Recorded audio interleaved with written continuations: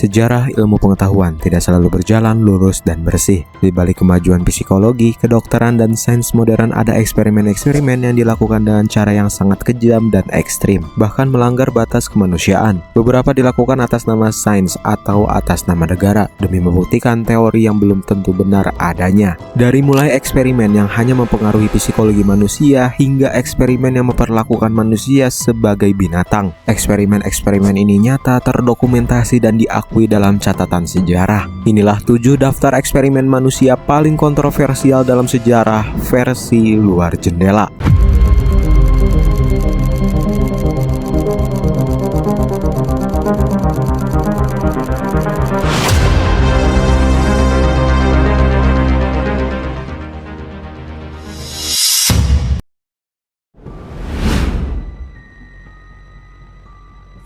Pada tahun 1971, seorang psikolog bernama Philip Zimbardo melakukan sebuah eksperimen di Universitas Stanford, Amerika, yang kemudian menjadi salah satu eksperimen paling kontroversial dalam sejarah psikologi modern. Eksperimen ini bertujuan untuk memahami bagaimana peran sosial dan struktur kekuasaan dapat mempengaruhi perilaku manusia. Eksperimen ini melibatkan 24 mahasiswa yang dinilai sehat secara mental, lalu dibagi secara acak menjadi 2 kelompok. Sebagian kelompok berperan sebagai sipir penjara dan sebagian lainnya menjadi tahanan dalam sebuah penjara buatan di ruang bawah tanah kampus. Sejak hari pertama, situasi mulai berubah secara drastis. Para pemeran sipir menunjukkan perilaku yang sangat otoriter, sementara para pemeran tahanan mengalami tekanan psikologis yang sangat berat. Dalam hitungan hari terjadi pelecehan verbal, hukuman berlebih, dan hilangnya identitas pribadi pada para siswa. Yang mengejutkannya, semua ini dilakukan oleh mahasiswa biasa yang tidak memiliki riwayat kekerasan sebelumnya. Eksperimen yang awalnya direncanakan berlangsung selama 2 minggu terpaksa dihentikan hanya setelah 6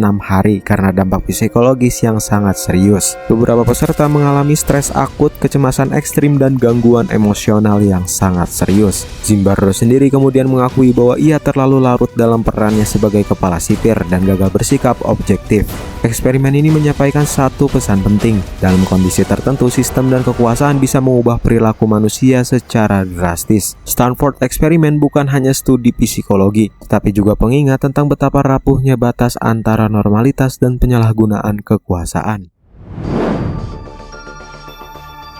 Pada awal tahun 1960-an, psikologis Stanley Milgram dari Yale University melakukan sebuah eksperimen yang berusaha menjawab pertanyaan sederhana. Sejauh mana manusia bersedia menaati sebuah perintah otoritas, bahkan jika perintah tersebut bertentangan dengan hati nurani mereka. Eksperimen ini dilakukan tidak lama setelah Perang Dunia Kedua, di tengah upaya dunia memahami bagaimana kejahatan besar bisa dilakukan oleh orang-orang biasa. Dalam eksperimen ini, para peserta diberi peran sebagai pengajar dan diminta memberikan sengatan listrik kepada murid setiap kali murid tersebut menjawab jawaban yang salah. Yang tidak diketahui para peserta uji coba adalah bahwa murid tersebut sebenarnya hanyalah seorang aktor dan kejutan listrik itu tidak nyata. Namun para peserta percaya bahwa mereka benar-benar menyakiti orang lain. Setiap kesalahan diikuti dengan peningkatan tegangan listrik hingga level yang mendekati kematian. Hasilnya sangatlah mengejutkan. Sekitar 65% peserta bersedia melanjutkan hingga tingkat tegangan tertinggi, meskipun mereka mendengar teriakan, permintaan berhenti, dan bahkan keheningan yang mengindikasikan kematian. Banyak peserta menunjukkan tanda-tanda stres berat seperti berkeringat, gemetar, dan kebingungan moral, namun tetap melanjutkan karena adanya perintah dari sosok berwenang. Eksperimen ini menunjukkan bahwa ketaatan terhadap otoritas dapat mengalahkan empati dan penilaian moral individu. Studi ini menjadi pengingat bahwa dalam situasi tertentu, tekanan sosial dan struktur kekuasaan dapat mendorong orang biasa melakukan tindakan yang tidak pernah mereka bayangkan sebelumnya. Milgram eksperimen hingga kini menjadi fondasi penting dalam etika penelitian dan psikologi sosial modern. Pada tahun 1920, seorang psikolog bernama John B. Winston melakukan sebuah eksperimen yang kemudian menjadi tonggak penting dalam teori behaviorisme, sekaligus salah satu eksperimen paling tidak bermoral. Eksperimen ini dikenal sebagai Little Albert eksperimen yang bertujuan untuk membuktikan bahwa emosi manusia, khususnya rasa takut, dapat dibentuk melalui proses pembelajaran atau pengkondisian. Subjek eksperimen ini adalah seorang bayi berusia sekitar 9 bulan yang diberi nama samaran Albert. Pada awalnya, Albert tidak menunjukkan rasa takut terhadap objek objek netral seperti tikus putih, kelinci, atau topeng. Tetapi Winston kemudian mulai memasangkan kemunculan tikus putih dengan suara keras yang mengejutkan, berupa benturan logam di belakang kepala bayi tersebut. Tiap kali Albert melihat tikus, suara keras itu dibunyikan.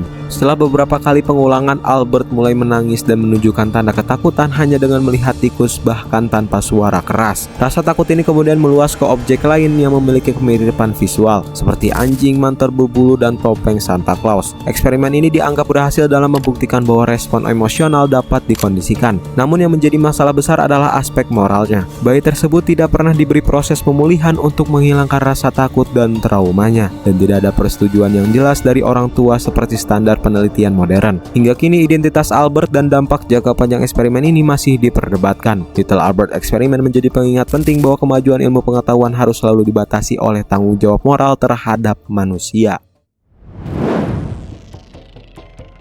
Tuskegee Syphilis Study adalah salah satu pelanggaran etika medis paling parah dalam sejarah modern. Studi ini dimulai pada tahun 1932 oleh US Public Health di Tuskegee, Alabama, dengan tujuan awal mengamati perkembangan alami penyakit sifilis pada manusia. Subjek penelitian ini berjumlah sekitar 600 pria Afrika Amerika, yang sebagian terinfeksi sifilis dan sebagian lainnya sehat. Mayoritas dari mereka berasal dari kalangan bawah dan tidak memiliki akses terhadap layanan kesehatan.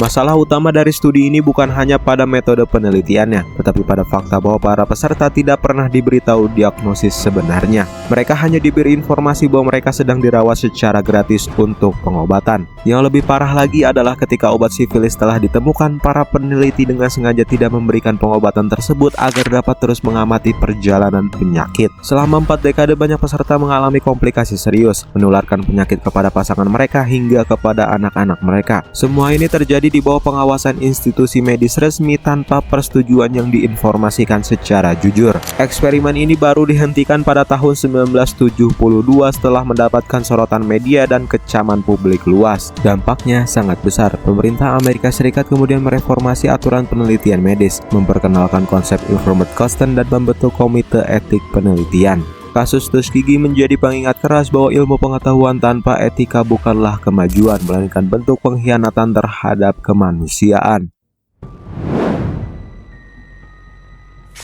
MK Ultra adalah nama sandi untuk serangkaian program rahasia yang dijalankan oleh CIA Amerika selama Perang Dingin. Program ini dimulai pada tahun 1953 dengan tujuan meneliti kemungkinan pengendalian pikiran manusia, terutama untuk keperluan interogasi, kontra intelijen, dan perang psikologis. Pada masa itu Amerika sangat khawatir tertinggal dari Uni Soviet dalam riset manipulasi mental. Dalam praktiknya MK Ultra melibatkan berbagai metode ekstrim, termasuk pemberian zat bioaktif seperti LSD, hipnosis, deprivasi sensorik, manipulasi psikologis, hingga eksperimen isolasi. Yang paling kontroversial, banyak eksperimen ini dilakukan tanpa persetujuan subjek. Korban tidak hanya berasal dari kalangan sukarelawan, tetapi juga pasien rumah sakit jiwa, tahanan, bahkan warga sipil biasa yang tidak mengetahui bahwa mereka sedang dijadikan objek penelitian. Pada awal tahun 1970-an, program MK Ultra akhirnya terbongkar melalui penyelidikan Kongres Amerika Serikat. Namun banyak dokumen telah dihancurkan atas perintah internal CIA, sehingga detail lengkap program ini tidak pernah benar-benar terungkap.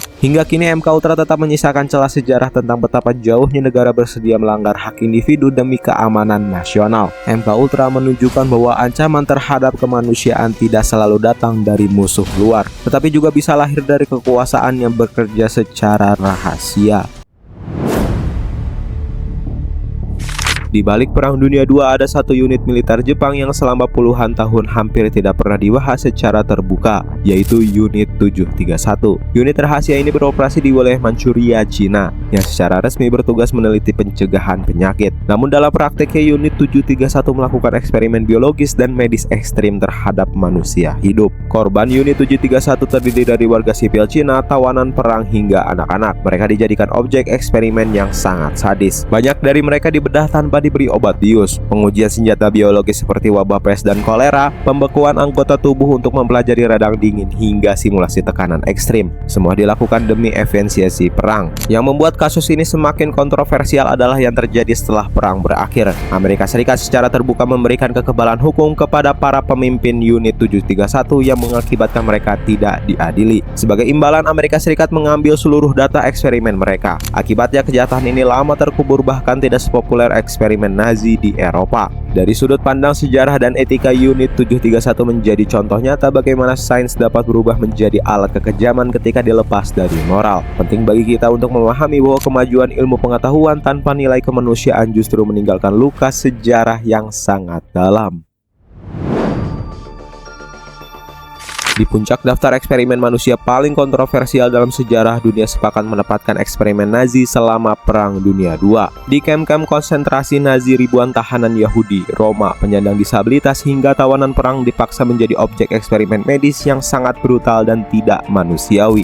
Eksperimen ini mencakup uji ketahanan tubuh terhadap suhu ekstrim, tekanan udara tinggi untuk simulasi penerbangan, pengujian obat-obatan eksperimental, transplantasi organ, hingga sterilisasi massal. Banyak prosedur dilakukan tanpa anestesi, tanpa persetujuan, dan seringkali berakhir dengan kematian atau cacat permanen. Tokoh seperti Dr. Joseph Mengele dikenal luas karena eksperimen genetik yang sangat kejam dan tidak manusiawi. Yang perlu digarisbawahi, eksperimen ini bukan sains dalam arti sesungguhnya. Banyak data yang dikumpulkan tidak valid secara ilmiah karena metodologinya cacat dan penuh kekerasan. Namun dampaknya justru sangat besar terhadap dunia modern. Kengerian inilah yang kemudian melahirkan Kode Nuremberg, fondasi etika penelitian global yang menekankan persetujuan sukarela dan perlindungan terhadap subjek manusia. Saat kita mempelajari kasus ini hari ini, pertanyaannya bukan hanya apa yang terjadi, tetapi bagaimana manusia bisa sampai menganggap sesama manusia sebagai alat. Dan sejarah ini menjadi pengingat keras bahwa ilmu pengetahuan tanpa etika bisa berubah menjadi kejahatan industri.